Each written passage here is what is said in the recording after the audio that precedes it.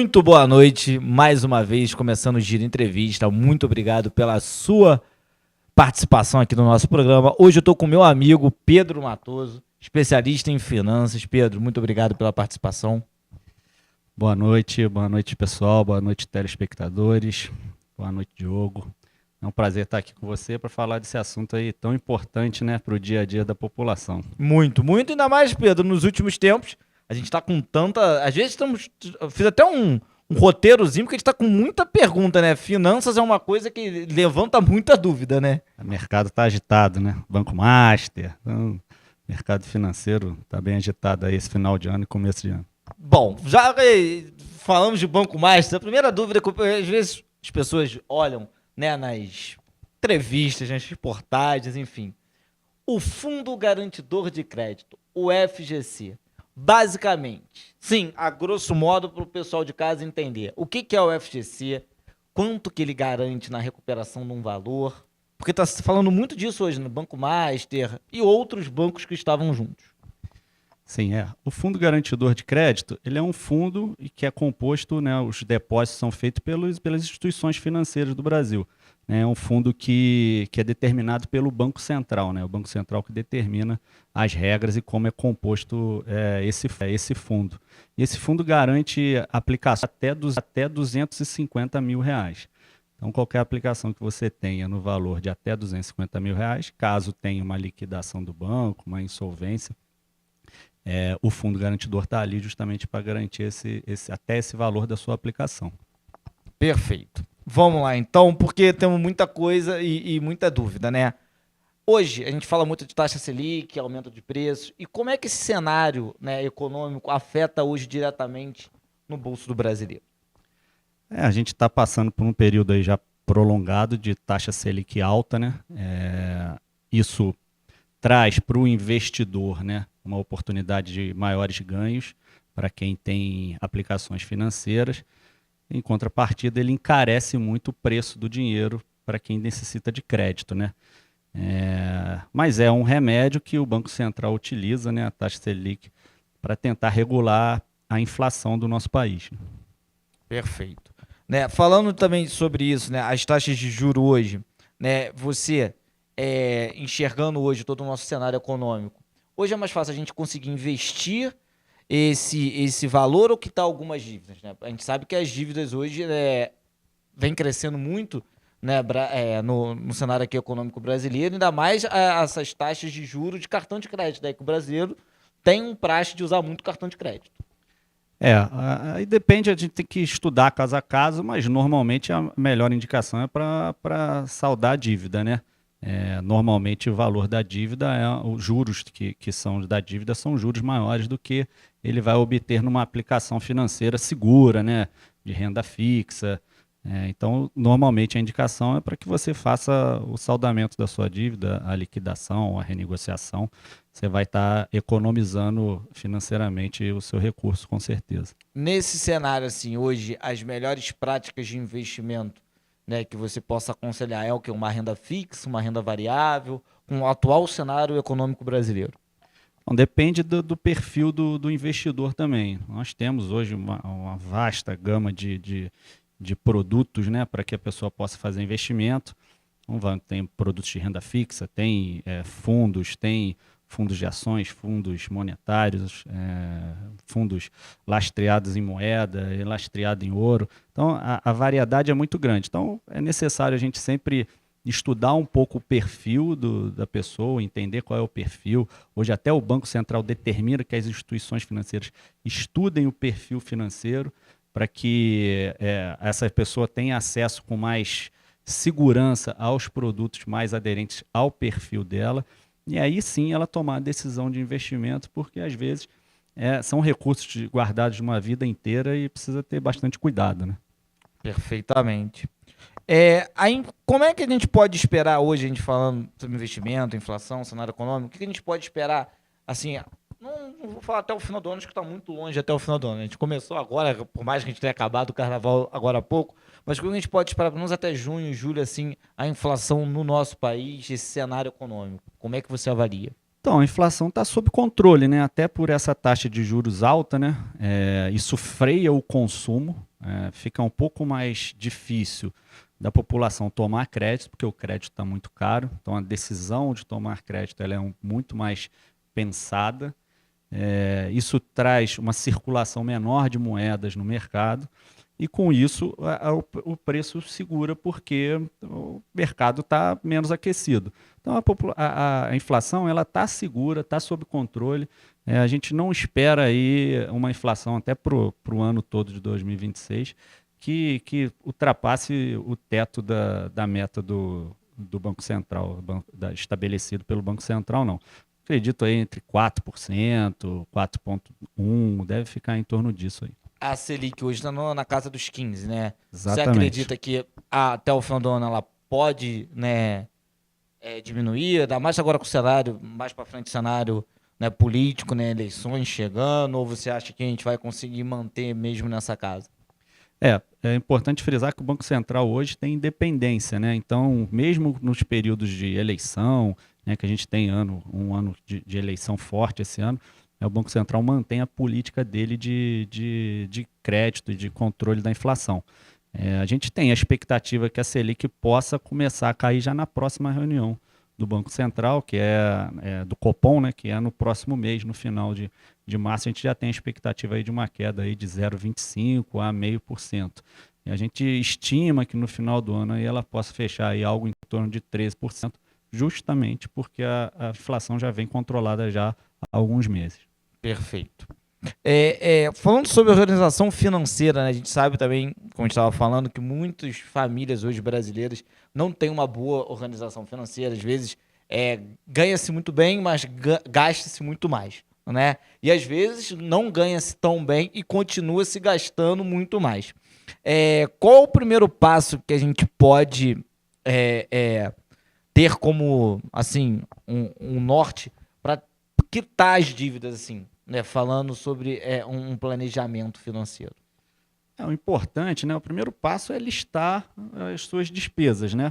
As suas rendas. Normalmente as rendas são uma quantidade menor, né? Às vezes é o salário do marido, da esposa, mas listar as despesas. A partir dessa lista das despesas, você vai ter claramente quanto que é o seu orçamento doméstico e quanto é o comprometimento, ou seja, o seu custo mensal.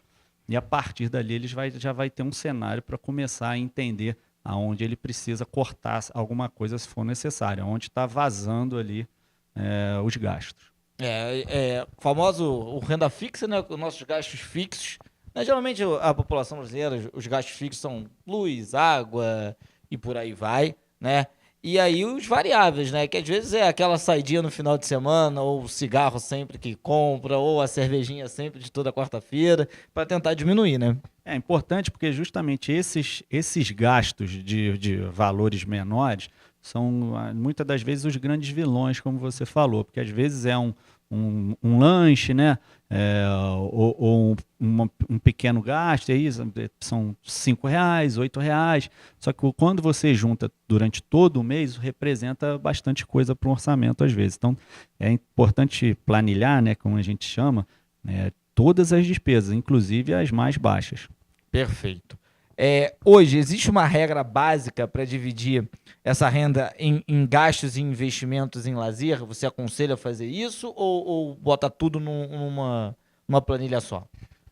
Não, a planilha, o importante é que você tenha uma planilha só com todos esses gastos. O que é importante é que dentro dessa planilha você discrimine ali os seus gastos fixos, como você bem falou, moradia, luz, telefone, internet, hoje em dia que todo mundo usa, água.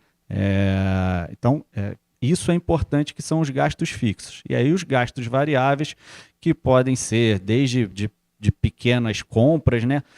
Mas também gastos de lazer. E a partir dali, dentro do perfil da sua família, você vai conseguir determinar quanto que esses gastos fixos ocupam do percentual do seu salário e quanto você vai conseguir guardar. A gente sempre aconselha, né? Óbvio que tem famílias que têm uma renda baixa e que às vezes mal dá para sobreviver. É muito difícil a gente indicar um percentual para que essa família vá guardar. Mas algo em torno entre 10% e 20% da sua renda, se você conseguir guardar, é o mais indicado. Eu ia te fazer essa pergunta, né? É o famoso valor emergencial, né? Por causa de uma possível doença, alguma coisa que não esteja, né, no horizonte dessa família, é o ideal a gente guardar, né? Sim, sim. São várias coisas que podem acontecer na nossa vida, né? São muitas surpresas. Às vezes é um vazamento de água que vem uma conta de água um pouco maior, né? Então, são muitas surpresas que podem acontecer, mas uma doença, ou um carro quebra, né? Você tem um veículo, vai precisar de manutenção, ou uma moto, ou é um acidente, ou uma necessidade de uma consulta médica, enfim, uma consulta odontológica. Então, é importante você ter uma reserva e caso você não precise usar para nenhuma emergência, você está fazendo aí uma poupança que mais na frente você pode fazer um investimento, né? E isso aí vai gerar o bem-estar para sua família no futuro. Hoje, você falou no investimento, hoje, né, com essa reserva, a gente consegue, né, acho que consegue não, acho que a pergunta certa você aconselha diversificar esse investimento, não deixar tudo num único investimento só, como um CDB, um tesouro. Hoje o É ideal é o sempre, quê? é sempre aconselhável você diversificar se você tiver a possibilidade, né? Tem alguns investimentos que têm valores mínimos de investimento. Então, se você tiver a possibilidade, é sempre interessante você diversificar, justamente porque a diversificação ela te protege das oscilações. Então, você está numa renda fixa, que é um produto que tem pouco risco, né? Com a Selic alta, é um bom produto. Só que a partir do momento que a Selic começar a baixar, esse produto ele deixa de ser tão competitivo. E aí, se você está diversificado, você tem um outro produto que talvez com a Selic baixa, ele vai compensar um pouco a perda que você vai ter. Então é sempre importante você ler sobre o assunto, procurar especialistas, e na sua própria instituição financeira conversar com o gerente ou com o atendente lá, que ele vai ter boas opções, vai conseguir apresentar para você os investimentos disponíveis mais aderentes ao seu perfil. Perfeito. Falando sobre isso, né? E hoje investimentos e tudo mais. Hoje até não sei se é uma febre, né, mas a criptomoeda.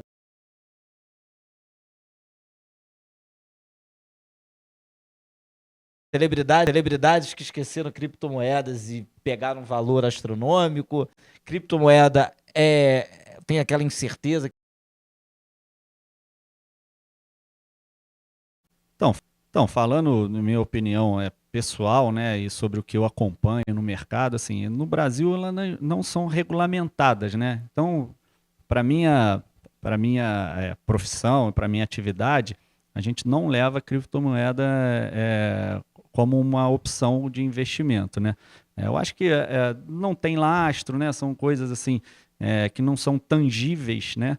As criptomoedas. Então, eu acho que você tem que ter bastante cuidado, né? Se você quiser entrar para esse mercado, leia bastante, porque, frisando assim, no Brasil a gente não tem regulamentação. Então, é complicado para a gente que atua aqui no mercado brasileiro até falar algo sobre isso.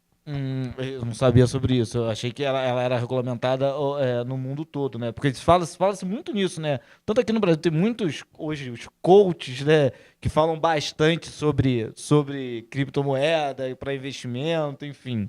A internet trouxe muitas coisas positivas para nós, mas também muitas coisas que a gente precisa ter atenção. Uma dessas é esse que você falou, os influencers ou coach de internet. Importante que você busque informação de pessoas confiáveis, que tenham o currículo extenso, que tenham formação, que tenham atuação no mercado, porque senão você está muito sujeito a cair em algum tipo de golpe, né? Ou ser influenciado a fazer algum tipo de movimento financeiro que vai comprometer a sua reserva no futuro.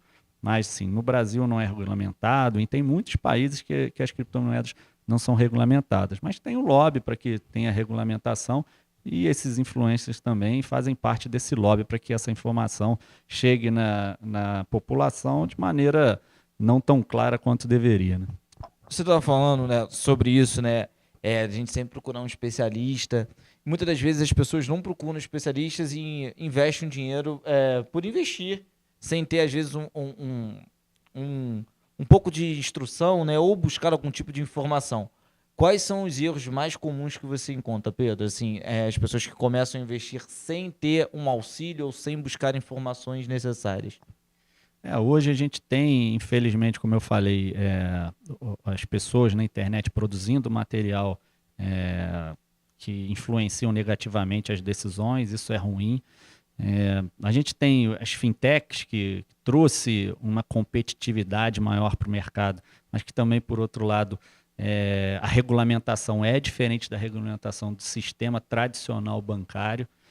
Então, os erros, né, as decisões equivocadas no investimento, elas passam muito pela falta de conhecimento, né, pela falta de informação suficiente sobre aquele produto que ele está investindo. Às vezes a pessoa faz um investimento que tem uma carência, então o dinheiro dela fica preso durante um período, porque é característica do produto e ela não foi informada sobre isso, porque encontrou um profissional pouco ético pela frente, né? Porque ele estava muito preocupado com a meta, ou com os objetivos, ou com a comissão. Pedro, falando nos últimos acontecimentos do INSS, qual é o cenário, né, você olhando dentro do mercado, que isso pode acarretar no futuro para as pessoas que foram afetadas? Assim, o escândalo do INSS, ele passa muito pela, pelo credenciamento de instituições financeiras ou financeiras, né, como a gente conhecia há muitos anos, para poder oferecer o crédito aos aposentados. Essas instituições agiam de forma fraudulenta, fraudando as operações. Ou seja, eram operações de crédito em que o aposentado ou pensionista não fez a operação. Ele não foi oferecido para ele o crédito, ele não aceitou o crédito e aquele dinheiro foi desviado e depois vinha sendo descontado do salário dele.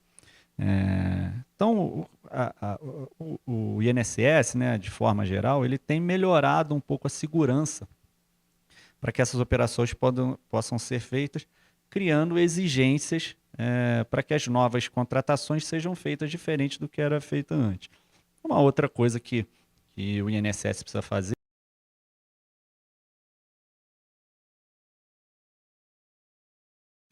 financeiras que possam oferecer crédito para os beneficiários do INSS. A gente volta de novo àquilo que a gente falou anteriormente sobre as fintechs, né? Muitas dessas empresas que fraudaram os aposentados eram fintechs. Então, são instituições que têm uma regulamentação diferente das instituições tradicionais. Então, eu acho que a gente precisa evoluir para que essas regulamentações precisam ser lineares para todas as empresas. Óbvio que a intenção não é burocratizar ou encarecer crédito, mas é justamente criar mecanismos para que possa trazer mais segurança para a população que é frágil, né? A população que já está com idade avançada, que tem dificuldade às vezes na visão, que tem dificuldade de entendimento, né? Que às vezes mora sozinho, enfim. A gente precisa criar mecanismo para proteger os beneficiários ali do INSS. E muitas das vezes, né, essas contratações são realizadas não de forma errada, mas não explicando todos os detalhes que o aposentado ou o pensionista vai ter que arcar, não é isso? Sim, sim. Isso já é uma segunda parte, né, que é a fiscalização em como foi feita a operação, em que foi uma operação completa, né, que teve a anuência do aposentado e que o crédito foi feito na conta dele, o que não era o caso desse escândalo do INSS. O crédito não era feito para o aposentado, né? E aí, a partir desse momento em que tiver essa fiscalização, né, do atendimento, como foi o atendimento, foi correto, o senhor está ciente, quanto é a taxa de juros, né? Foi nesse prazo mesmo que o senhor quis a contratação, aí a gente, volto a dizer, vai dar um pouco mais de segurança para essa população. Hoje a gente sabe, como você mesmo falou, que a maioria dos bancos, né, ainda mais privados, os colaboradores têm metas, o banco tem meta, enfim. É um setor comercial e, como todo setor comercial, tem metas em busca para bater os objetivos. Mas quando que a gente pode... não é quando a gente pode fazer um empréstimo, mas quando vai valer a pena fazer um empréstimo, ou pessoal, ou um empréstimo consignado, né? Então, eu acho que a pessoa precisa pensar bem, avaliar bem, se for uma pessoa casada, tem filho, dividir essa decisão com a família, avaliar o prazo de pagamento, o quanto a taxa de juros, o quanto aquilo vai comprometer da sua renda mensal.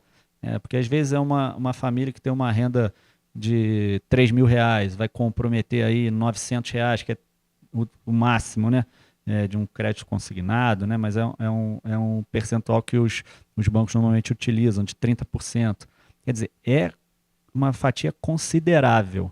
Avaliar onde vai aplicar esse dinheiro, né? Às vezes você tem um crédito um pouco mais caro, um cheque especial, né? Ou um cartão de crédito, e às vezes você vai tomar um CDC ou um consignado, e você vai diluir esse valor e vai liquidar uma operação que você tem um custo financeiro maior, com juros maior. É indicado nesse caso, mas mesmo assim é importante você pensar bastante, entender muito daquela operação, tiver dúvida, fazer as perguntas e a partir daí você tomar a decisão. O crédito não é nenhum vilão, né? Mas é importante você pensar bastante antes de tomar, antes de contratar. Falando em crédito, eu até vi hoje uma matéria falando sobre consórcio e financiamento, né? As diferenças de taxa de crédito, enfim. E sempre surge essa dúvida, né? Melhor fazer um consórcio ou melhor fazer um financiamento? Por exemplo, num veículo ou uma casa. O que você indica hoje, baseado, claro, logicamente, quem está nos assistindo, hoje no nosso cenário econômico, né? Então, são operações diferentes, com características parecidas, mas são diferentes. Hoje, o consórcio ele fica muito vantajoso justamente pela Selic. A Selic baliza as taxas de juros cobradas pelo mercado financeiro. Então, como ela está alta, as taxas de juros estão altas. Então, o financiamento imobiliário está com uma taxa hoje maior do que já teve há 10 anos atrás. Então, você vai comparar a taxa de juros com a taxa de administração, que é o custo que você tem no consórcio, as taxas que você paga no consórcio, fundo de reserva, taxa de administração, ela é muito menor do que a taxa de juros. Se um é melhor ou pior que o outro, vai depender de cada caso, né? Então, se a pessoa não tem pressa para adquirir o imóvel, se ela tem condições de pagar o que ela paga hoje de moradia, mais a parcela do consórcio, isso tudo vai influenciar na decisão de contratar o consórcio ou contratar o financiamento, né? Porque às vezes a pessoa paga um aluguel e aí ela deixa de pagar o aluguel porque ela está pagando a parcela do financiamento. Então, vai substituir ali uma parte do custo que ela tem. Mas quando ela paga o aluguel e ela vai pagar o consórcio, isso não garante que o consórcio vai ser contemplado no mês que vem, daqui a 6 meses. O consórcio tem um prazo que ele vai ser contemplado. Ela vai conseguir pagar as duas parcelas? Então, isso precisa ser avaliado dentro do contexto familiar.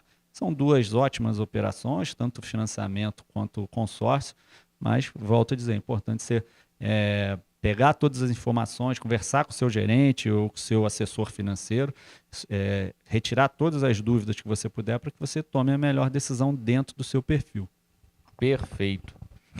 Previdência privada, né? Hoje todo mundo fala muito disso, para aposentadoria, para completar, né, depois dessa reforma tributária, para completar, às vezes, uma renda. Às vezes, uma pessoa que ganhava, vamos lá, R$ 15.000, e quando ela se aposenta, o teto máximo, se eu não me engano, é 8 mil 8 e mil uns pouco. quebradinhos, não é isso? É quase 50% aí, né, do que ganhava. A previdência privada hoje, ela compensa, ela não compensa? De que forma ela funciona?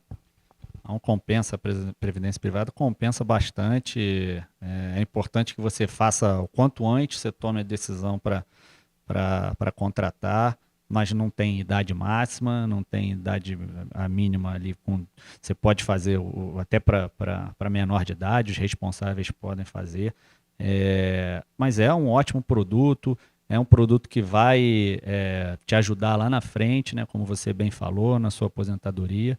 A única indicação que eu faço é que, como a previdência privada são investimentos que você faz aí por 30 anos, 25 anos, 20 anos, 40 anos, depende de quando você vai começar e de quando você planejou para começar a receber. é que você faça com instituições tradicionais, instituições sólidas, né, que vão garantir uma boa aplicação do seu recurso, que você vai ter segurança para que realmente daqui a 30 anos você comece a receber esse dinheiro que você guardou a vida inteira. Mas é um excelente produto para complementar a sua aposentadoria, sim. É, falando sobre isso, né? Sobre também a aposentadoria, né? Como se planejar para a chegada da aposentadoria, né? Além, assim, não consigo fazer hoje uma previdência privada. O que você aconselha? Assim, a preocupação com o INSS, porque a gente não sabe o que vai ser da nossa vida daqui a 20, 30 anos, né? Então o INSS ele ainda é interessante. Então a gente tem muitos autônomos, né? Às vezes que passam 5, 10, 15 anos trabalhando de autonomia e não pagam o INSS. Eu acho que é muito importante que você pague, porque quando você tiver lá 65 anos, né, no caso dos homens, 62 no caso das mulheres, salvo as exceções, você tem pelo menos garantido ali um salário mínimo, né? Então isso é importante que você tenha atenção ao seu INSS. O outro, com certeza, eu volto a falar para você, é a previdência privada. Nós temos previdência privada no mercado aí a partir de 50, 80 reais, você vai achar. Já é uma forma de você planejar o seu futuro. Hoje a gente fala muito de educação financeira, você estava comentando, até falando isso, desde o do menor de idade, né, com responsáveis autorizando. Como ensinar hoje para os pais, né, que estão nos assistindo, para os seus filhos, né, para as crianças, uma educação financeira desde de pequenininho para conseguir chegar numa fase adulta, né, que começa a trabalhar, ter uma educação financeira sólida ou pelo menos minimamente ali saber um pouco. A gente percebe que muitos dos jovens que passam para a fase adulta não teve muito esse assunto falado em casa e nem no colégio, né? É um assunto que a gente precisa falar mais com as crianças e com os jovens. Acredito que a gente deveria ter até nos colégios de forma mais formal essa educação financeira. É muito importante, porque a gente percebe que a gente tem uma criação com um pouco de desordem financeira e isso acaba que passa para a criança e ela se torna um jovem, um adulto com o mesmo perfil. Mas tem diversas formas. Eu acho que a criança, né, que é um pouco mais jovem ali, eu acho que esses jogos em que tem dinheiro fictício é importante, porque ela já começa a ter contato com aquilo. Banco imobiliário, que é da nossa época, né, é um exemplo. Hoje em dia o Banco Imobiliário vem até com máquina de cartão, né? É um exemplo muito, muito bacana disso, de brincadeira. Aí você vai crescendo um pouquinho a própria mesada, é uma outra forma de você falar sobre o assunto, estimular a conversa, né? Estimular que você está pagando a mesada, que ela tem uma despesa com aquela mesada, que às vezes é um lanche, né? Uma bala, um refrigerante, mas também ela pode fazer uma poupança, né? O que você quer comprar no seu aniversário? Então você, vamos guardar aqui 5% da sua mesada, que lá você vai ter alguma coisa, os pais complementam. Depois ele vai ficando um pouco mais jovem, eu acho que já pode falar, por exemplo, às vezes ajuda no próprio mercado, numa conta do mercado, né? Você leva no mercado, a gente tem um orçamento de 100 reais, de 200 reais para usar no mercado hoje, ajuda a gente a fazer as contas aqui, né? As crianças hoje estão muito desenvolvidas, né? Demais. Então tem muito contato com isso. Então acho que são opções que a gente tem para aplicar com as crianças, para já ir introduzindo esse assunto da educação financeira com elas e que ela possa, quando começar a receber o seu salário, né, receber a sua renda, que ela já tenha uma experiência que ela vem trazendo durante a infância e a juventude. Duas coisas sobre muito isso que a gente costumou não, né? Falar que acostumou, porque tá aí na mídia, né, nos últimos tempos, são as bets, né? E o perigo das bets, porque é um jogo de aposta, jogo de azar, então assim, e muitas pessoas acabam se embolando, né, com bet, com jogos de tigrinho, por aí vai. O que você tem a falar sobre isso? Como isso também repercute no mercado financeiro, porque muitas vezes as pessoas pegam até empréstimos, né, para quitar ou para apostar em bet. O que você pode falar sobre esse tema? É um tema muito sensível, né? Principalmente para a população de baixa renda, porque já tem um orçamento apertado e às vezes vê nesses jogos uma oportunidade de melhorar o orçamento do mês ou até de realizar um pequeno sonho, né? Porque vai ganhar um valor a mais e vai conseguir às vezes levar a esposa para jantar ou vai conseguir passar um final de semana na praia. E é justamente o que eles querem, né? O que eles vendem, né? Os sonhos, né? Então é ter muito cuidado. Jogos de azar são muito perigosos, né? A gente tem visto, como você falou, aumentar exponencialmente o comprometimento da população e as dívidas da população muito ligadas a jogos de azar. E a gente espera aí que os nossos governantes possam criar legislação que protejam a população mais vulnerável do país aí, que não tem muito acesso a recursos e ver nesses jogos de aposta, às vezes, como eu falei, a realização de algum sonho, né? Tome muito cuidado, é muito perigoso, né? Não à toa há projetos de lei na Câmara dos Deputados, né, no Congresso, para regulamentar os jogos no Brasil novamente, que foram proibidos lá na década de 40 e que ainda não foram para frente, justamente porque não tem um entendimento que isso aí vai ser positivo para a população de forma geral. E muitas das vezes, né, Pedro, a gente vê os jogos, esses jogos de azar, né, eles até maiores de 18 anos, enfim, mas é muito prejudicial até mesmo para as famílias de alta renda, né, porque muita gente perdendo casa, carro, né, muita coisa, né. O vício, né, o vício, a população de forma geral está sujeita a vício, né, a gente vê vício em álcool, em drogas, em toda a classe sociais, né? E os jogos, né, de azar, as bets, não é diferente. Tem famílias de classe média alta, que sofrem da mesma coisa.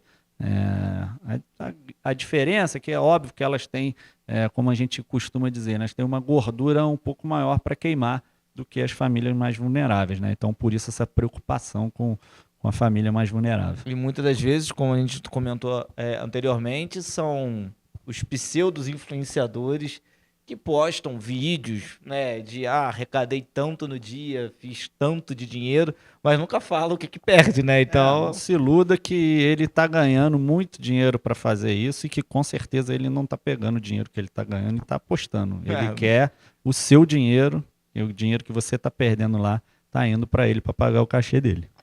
Um outro assunto que também sai muito na mídia sobre o cartão de crédito. Cartão de crédito é aliado, é vilão das famílias. E, assim, aí tem N reportagens, N opiniões distintas sobre isso. O que você pode falar para a galera que está nos assistindo? O cartão de crédito, quando usar, quando não usar, é um vilão? É um aliado? Não, eu acho que o cartão de crédito ele se torna vilão quando você pega o limite do cartão e você inclui como se fosse o seu salário. Essa preocupação é que você precisa ter. O cartão de crédito só é um facilitador para suas compras. Ele é um cartão que te dá um crédito naquele valor do limite que você tem. E ele vai viabilizar que você compre algumas coisas antes de você receber o seu salário. Mas quem vai pagar o cartão de crédito é a renda que você recebe mensalmente. Então é ter muita atenção com a utilização. Ele pode se tornar um vilão, óbvio, se você fizer um uso indiscriminado dele. Se você achar que o limite que você tem do cartão está somando a sua renda mensal. Mas ele pode te ajudar a comprar, às vezes, algum bem, né, que você, às vezes, deveria juntar por alguns meses, 10 meses, 12 meses, até 24 meses, dependendo do cartão de crédito que você tiver.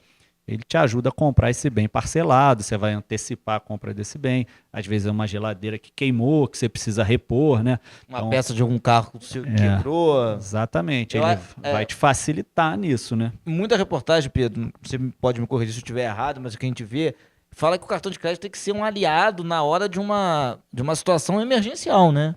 É a mesma coisa o que a gente falou ainda há pouco sobre a decisão de tomar um crédito, né?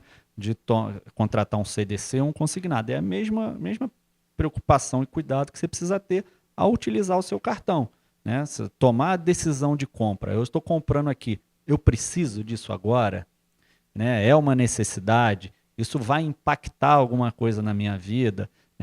Essas perguntas que você precisa fazer para você na hora da compra e não deixar se levar pela emoção, né? Que a gente vê muito assim, mas eu mereço, né? Ou os memes, né? Me mimei, né? Então, Trabalhei para isso. então tomar muito cuidado com isso, porque lá na frente a conta vai vir para você pagar e com juros, né? Porque as instituições financeiras te dão um crédito, mas elas te cobram caro por isso. Falando sobre as instituições financeiras, ela dando esse crédito, muitas das vezes também, né, hoje em dia, em tempos de internet, que tudo acontece, tá muito o assunto do Pix ser taxado, Pix não ser taxado. Vamos tirar essa dúvida para a galera que está nos assistindo. O Pix vai ser taxado? Não vai ser taxado? O que está acontecendo sobre esse assunto tão polêmico nos últimos tempos? Não tem nada de taxação do Pix. Não tem projeto do governo para taxar o Pix, não tem imposto sobre o Pix, não tem nada disso. Algumas instituições financeiras podem cobrar por operação de Pix, mas isso é uma tarifa do banco, né? Não é um imposto do governo. E normalmente, pelo que é praxe no mercado hoje, é que essa tarifa seja cobrada apenas para pessoas jurídicas. Normalmente os bancos, para a pessoa física, não tem cobrança de tarifa para a utilização do Pix. Então, é mais uma fake news aí da internet tá que acontecendo vem muito, né? para assustar a população. Então, fique tranquilo que não vai ter taxação, nem imposto sobre o seu Pix, nem sobre o volume da sua movimentação ali. Falando, juntando com isso também, falar sobre o imposto de renda, né? Que agora está mudando a alíquota, né, de desconto da pessoa física. Da jurídica eu acho que não vai mudar tanto, mas a da física vai mudar. O que você pode falar para a galera também que está nos assistindo? Como é que vai ser? A partir de quando que vai começar? Isso aí é uma grande oportunidade para você guardar dinheiro, né? Porque quem ganha até R$ 5.000 está isento, né, desde janeiro da alíquota do imposto de renda. Então, o principal impacto é isso. A gente estima que isso vai colocar no mercado algo em torno de 26 bilhões de reais esse ano, né? Então, também movimenta a economia, vai ter um impacto aí para a vida da população que ganha até R$ 5.000. Então, é um dinheiro que você não estava acostumado, que já ia para o governo, agora vai ficar para você. Então, utilize da melhor maneira possível, preferencialmente você fazendo uma poupança para você e para sua família aí. Perfeito. Nos últimos tempos também, Pedro, a gente viu que problemas com privatização de empresas, né, como os Correios, está com um problema nas suas contas para fechar o ano, já com as outras dívidas, enfim. A privatização hoje, ela fortalece ou ela enfraquece a nossa economia? É difícil falar isso para você, porque assim, eu acho que são estudos que a gente precisa fazer caso a caso, né? Eu acho que, não, na minha opinião, não é uma regra geral de entendimento de que a privatização é positiva sempre ou que é negativa sempre. Eu acho que tem parcerias que podem fazer entre o poder público e o poder privado ali, as empresas privadas. Tem situações em que pode se avaliar as concessões, né? A gente tem concessões aí, concessões de água, teve concessão há pouco tempo de água aqui no estado do Rio. Então são várias opções que a gente tem de fazer essa parceria. O mercado privado pode ajudar, né? Pode fazer investimentos, isso é sempre positivo, mas não há uma receita de bolo fechada, no meu ponto de vista, sobre privatização. É estudo de caso a caso, a gente precisa ter bastante cuidado, porque são serviços, às vezes, essenciais, que passam para o mercado privado, e a gente tem que estar muito seguro quando a gente passa serviço. A gente tem casos aí, exemplos de privatizações que deram certo, por exemplo, a telefonia, a gente viu aí no final da década de 90, eu que sou mais velho, né? Você é bem mais novo que eu, mas era muito caro, né? Era muito caro você ter uma linha de telefone fixa, depois ficou caro quando teve o celular. Hoje é popular, né? Todo mundo tem acesso, então isso trouxe benefício. Né? Por outro lado, a gente tem serviços públicos essenciais aí que a população passa por maus bocados, como, por exemplo, a energia, né? Então, o fornecedor de energia nosso daqui, né, São Paulo, que é o mesmo fornecedor nosso, cansa de passar por problemas de falta de luz. Então, nem sempre é a solução. E a gente também não pode não conversar sobre o assunto. É um assunto que a gente precisa conversar e que pode ser interessante, mas caso a caso. Perfeito, Pedro. E é uma coisa que está acontecendo, né, desde o ano passado, a energia está sendo um grande problema. Uma outra pergunta geralmente todo mundo faz, né, Pedro? Tô indo no mercado, os alimentos estão mais caros, mas a inflação em geral não tá tanto assim. Como é que você pode responder essa pergunta? Por que os alimentos ficam mais caros e a inflação está controlada? Esse índice de inflação que o governo utiliza, né, para medir, ele leva em consideração alguns itens, não todos os itens, né? Seria muito difícil fazer o controle da inflação se a gente tivesse que fazer pesquisa todo mês de todos os itens que existem no mercado. Ia perder o controle disso tudo. Então é por isso que há essa diferença, essa expectativa. Então, às vezes, é o produto que você consome que teve um aumento que não faz parte ali da cesta básica, por exemplo. Então, por isso que você tem essa percepção de que teve um produto que aumentou e a inflação não aumentou tanto assim. É isso que dá esse descasamento aí de percepção. Perfeito. E agora eu vou tocar também num assunto que também nos últimos tempos também foi muito, muito falado. O tarifaço, né? O tarifaço, pelo que os especialistas, né, em reportagens que a gente acompanhou, afetou, mas não afetou tanto. Pelo que todo mundo fala. Como é que você viu o tarifaço? Como é que você viu as manobras que a gente conseguiu fazer para não ser tão impactado por esse tarifaço? O que você pode falar sobre isso? Eu acho que o governo reagiu bem dentro do que ele podia fazer, falando especificamente da parte econômica, que era o que interessava para a gente resolver. Né? A parte política não cabe a nossa economia pagar por problemas políticos. Né? Acho que a condução foi boa, a gente apresentou os números, me pareceu que havia um entendimento de que os números eram diferentes do que o governo americano teve acesso. E após essas reuniões, a apresentação dos números, ficou claro para o governo americano que ia impactar a inflação deles, né, esse tarifaço, porque a gente faz exportações muito importantes para a população americana. E no final das contas deu tudo certo. Acho que é o que a gente tem que fazer em democracias, dialogar, apresentar números, conversar, né, sempre preocupado com a população, tanto com a população brasileira quanto com a população americana. Então, acho que foram momentos de tensão, mas foram momentos de tensão de pouco tempo, né? Foram poucos meses que isso aconteceu e acho que, no final das contas, o bom senso prevaleceu. Eu acho que a gente saiu muito bem, né? Sobre toda a expectativa que a gente estava, né, criando aí sobre o que seria esse tarifaço e como é que foi no mundo. Acho que saímos muito bem desse problema todo. Sim, acho que a imagem do Brasil saiu fortalecida porque a gente conseguiu conduzir isso de maneira técnica, né? A gente tem que valorizar bastante o nosso corpo técnico, né? O servidor público, né? Que muitas das vezes é execrado aí, né?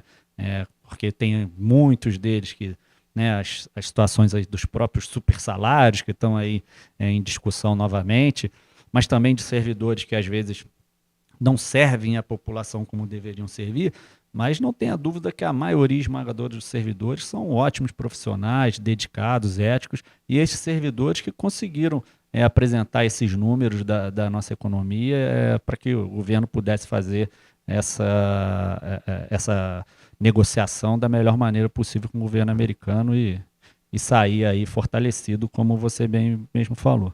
Eu vou tocar num ponto contigo que não é nem agora mais tanto nacionalmente, nem dos nossos investimentos aqui, que também foi muito falado, sobre as guerras e as crises mundiais, né, que a gente teve. A última agora foi na Venezuela, né? Como é que você vê tudo que aconteceu na Venezuela da forma econômica, né? Sendo que a Venezuela ela é Tem muito petróleo ali envolvido, né? Então, assim, acho que não é só a parte política, também tem uma parte econômica. E como é que você viu isso tudo, né? Eu acho que tem muito pouco da parte política ali, né? Eu acho que o que foi feito lá tinha a base de toda a decisão foi uma decisão econômica, né, financeira.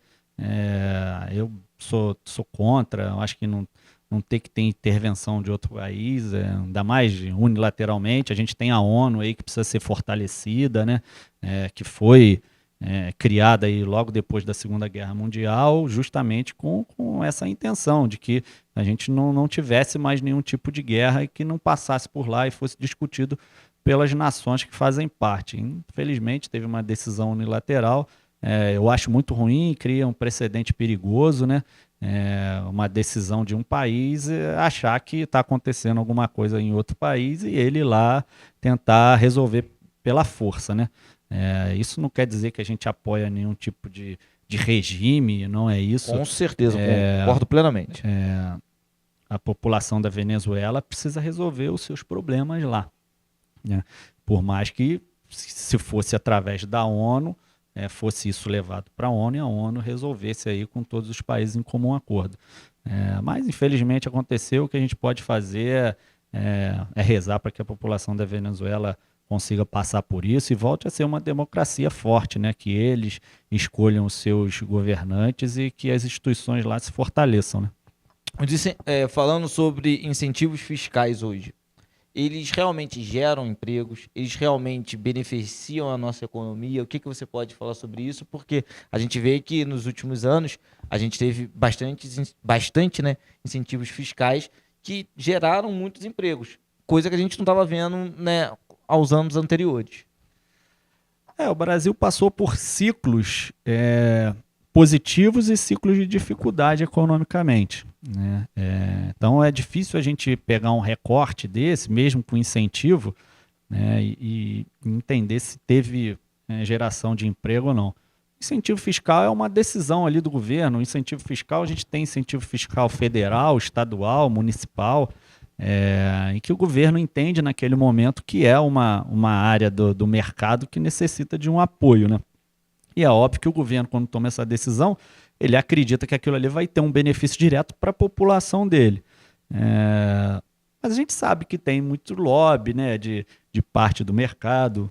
Hoje a gente tem o Congresso sendo representado também, representando uma parte dessas indústrias do mercado, né? Então a população precisa ficar atenta e ter acesso a essas informações para que ela também escolha nas próximas eleições candidatos que defendam o que ela acredita, né? Perfeito. Voltando no Pix, né? Porque o Pix, para mim, eu acho que foi uma das melhores invenções do mercado financeiro nos últimos anos. Como você avalia, né, que o Pix mudou a dinâmica do mercado financeiro hoje? O Pix, ele facilitou o pagamento, ele não é só um meio de pagamento veloz, né? Imediato, que a gente não tinha antes dele, principalmente nos finais de semana, né? Pô, principalmente, né? Mas ele traz para a população uma facilidade e uma diminuição de custos. Para a população, quando eu digo, inclusive para o empresário, né? Porque antes viabilizava esse pagamento, essa transferência de recursos da conta do consumidor para a conta do comerciante ou do empresário através de grandes empresas, né? Que forneciam os meios de pagamento, fornecem até hoje. Só que isso tem um custo.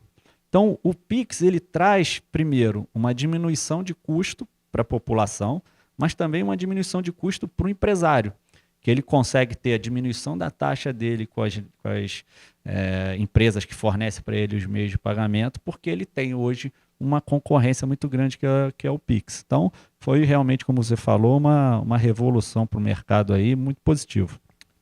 O spread bancário, eu falei certo ou falei errado? Spread bancário, perfeito. Muitas pessoas falam e estudos dizem que é muito alto. Por que ele é tão alto?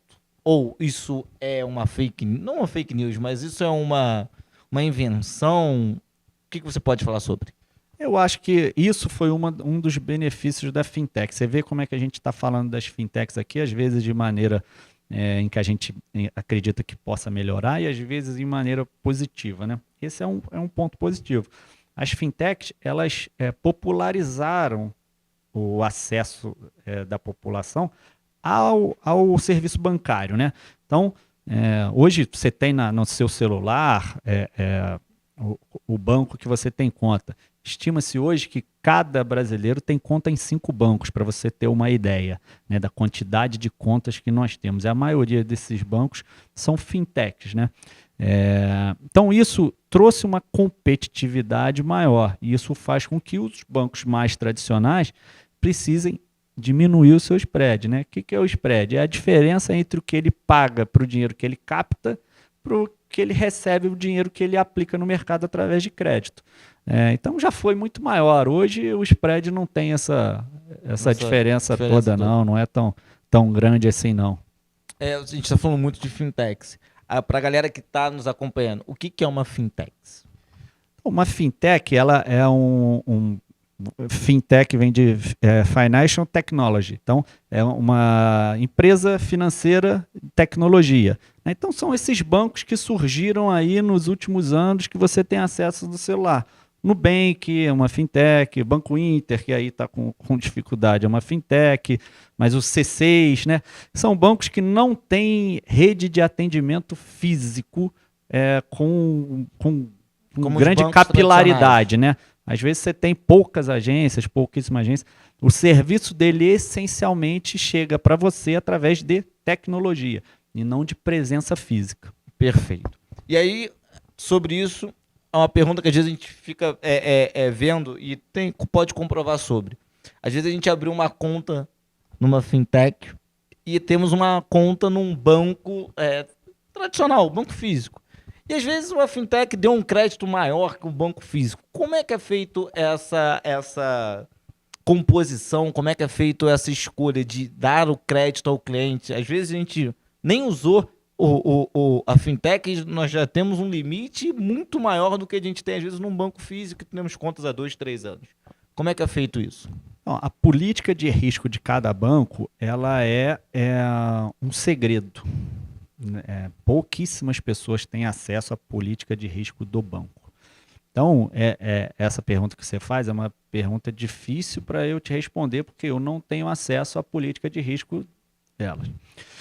O que a gente entende de forma geral do mercado é que assim, elas precisavam atrair o consumidor de alguma forma. Perfeito. Né? Então, como que ela atraiu o consumidor? Dando crédito para ele. Esse crédito que ele não conseguia no mercado tradicional, vamos chamar assim. E com essa política, ela realmente atraiu. Você vê aí que hoje o Nubank tem uma quantidade de clientes maior do que o Itaú, por exemplo. Então, hoje eles estão muito grandes. Então, ela utilizou dessa política de crédito para atrair os clientes. E tem um custo infinitamente menor do que um banco tradicional, né? Como a gente falou aqui, não tem unidade física, não tem quantidade de funcionário, né? Você pegar aí a quantidade de funcionário que um banco tradicional como o Itaú tem, a quantidade que o Nubank tem, por exemplo, é assustadora a diferença. Né? O Itaú tem quase 80 mil funcionários, o Nubank não chega a 6 mil. Né? E você vê, e o Nubank tem mais conta. Por quê?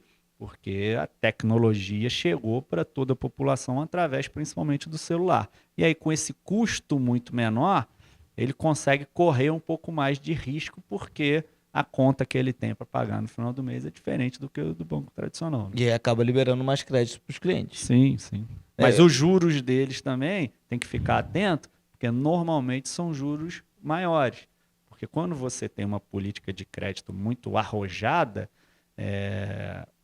o justo paga pelo pecador. Né? Então, quem está pagando em dia está pagando uma taxa maior que vai cobrir aquele crédito que vai ter uma inadimplência maior. Né? Então, ficar atento a isso, porque também, às vezes, a facilidade muito grande, a gente precisa ficar atento. É uma faca de 2 gumes, né? Ajuda de um lado e prejudica do outro. E muitas vezes as pessoas que a gente acaba, né, conversando, tem um banco no Itaú, no Bradesco, né? São os bancos mais tradicionais, né? E tem uma conta no C6, eu tenho uma conta no Nubank que acaba, né, tendo essa gordurinha. Falando sobre isso, né? Hoje, como é que você vê as chamadas renegociações dos bancos, né? Muitas das vezes o banco faz uma renegociação, né, para tentar diminuir a dívida, enfim. Isso hoje, para quem está precisando fazer uma renegociação de dívida, como conseguir explorar melhor essa renegociação? Então, eu acho que é conversando, entendendo a estrutura da proposta do banco, é, a taxa de juros, o prazo para pagar. Às vezes o pagamento à vista tem um desconto muito maior, às vezes vale a pena você tomar um crédito em outra instituição para liquidar aquela dívida à vista do que fazer uma renegociação, que você vai ter um compromisso mensal e um custo financeiro, que é a taxa de juros, às vezes muito maior. Então, para você fazer uma boa renegociação, é entender muito daquela proposta, quais são as características, né? E trazer aquilo para aquela planilha que a gente falou lá no começo do seu custo mensal. Faz sentido? Eu tenho condição de pagar isso por mês? Porque senão você vai fazer uma renegociação, vai apertar o teu orçamento, daqui a pouco você está com essa dívida renegociada numa taxa de juros maior. Enfim, é ter muita atenção. Vale a pena fazer, mas conhecendo bem, com taxas de juros justas e com prazo que vai ter um custo financeiro para você que você vai conseguir pagar. Pedro, o tempo é o nosso inimigo, a gente está acabando o nosso programa. Eu queria te agradecer muito a tua participação aqui com a gente. Vou te deixar os minutos finais com suas considerações, mais alguma dica que você queira falar que a gente não comentou. O tempo é seu. Então, agradecer primeiro a você o convite, Diogo, agradecer aí o Giro Serra, né? Deixar um abraço aí para os telespectadores. É isso, conheça bastante as suas finanças, o seu custo financeiro, faça o seu controle, tenha muita atenção com a utilização dos seus créditos, principalmente o cartão de crédito, porque a taxa de juros é alta, o cheque especial, eles são aliados, mas você tem que usar com bastante consciência, né? E hoje, como eu falei, o mercado bancário tem muitas opções, estude as instituições que tem disponíveis no mercado, veja a que melhor atende a você dentro das suas características, né? Para que você tenha um bom planejamento financeiro e possa planejar a sua vida sem muito percalço, né? Você tenha aí também, conduza a sua vida profissional, financeira, para que você tenha uma aposentadoria também com paz e tranquilidade. Perfeito, Pedro. Queria agradecer você mais uma vez por estar com a gente aqui em mais um programa. Eu volto semana que vem, se Deus quiser, e conto com a sua presença. Boa noite.